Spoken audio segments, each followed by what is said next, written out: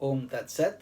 My humble prostrations to the all-pervading Brahman, to my worshipful Guruji, Swami Jyotirmayanandaji Maharaj, to sage Narada, and all the other sages and saints, and to each of you, divine soul, watching today's satsang. So today we will be studying Sutra number 18 from the Narada Bhakti Sutras, and we are on chapter 1, Nature of Supreme Devotion or Parabhakti. Commentaries by my worshipful Guruji, Swami Jyotirmayanandaji Maharaj, and narrated by myself, Swami Nikhilananda. So let's get started. Sutra 18, chapter 1. The sutra is Atmarati Avirodhaneti Shandilyaha. Again, Atmarati Avirodhaneti Shandilyaha. Sage Shandilya is of the opinion that devotion consists in supreme attachment to God, which does not contradict the love of the self, which means self and God are essentially the same thing.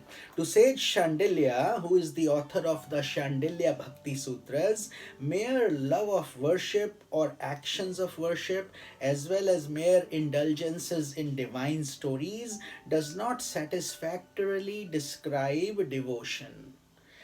A devotee who does not discover the delight of the self within himself may engage in various forms of devotion without really advancing on the path. So Sage Shandilya is bringing one more dimension into Parabhakti. It is the experience of inward delight of the self that is the surest indication of the progress. You start to feel happy, you start to feel joyous and progress. Devotional movement must be characterized by increasing joy in the heart of the devotee. So that is the direct reward of your bhakti, devotion, that you should feel that within you, reflecting heavenly bliss on its countenance. So that is the prasad which we say we start to become very happy and blissful. Since God is one's innermost self, any movement towards Him must bring a devotee closer to the self within.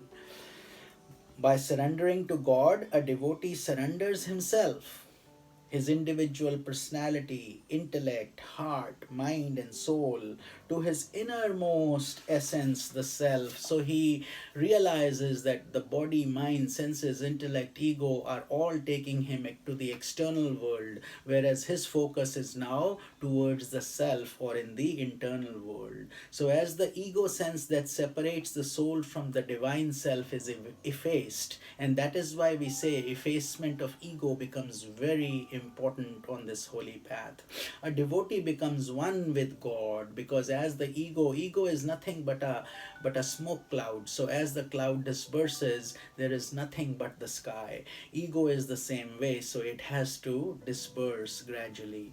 Thus devotional movement becomes like a river opening itself to the ocean, as the individuality of the devotee dissolves in the universality of the self. So the river's identity no longer exists. It becomes the ocean.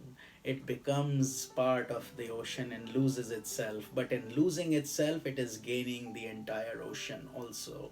So Sage Shandilya sees no contradiction in worshipping God as the creator, sustainer, and destroyer of the world, and in being devoted to the innermost self, or the inner basics of the intellect, mind, and senses, because it is God who abides in the individual as his innermost self. So that is where more bhakti and knowledge comes in, where there is no external and internal. It is all that same one universal energy. So that was the essential explanation from Sage Shandilya. So different philosophers, different bhaktas are expressing their inward experiences and joy on this holy path. This is Swami Nikhilananda. Om Tat Sat.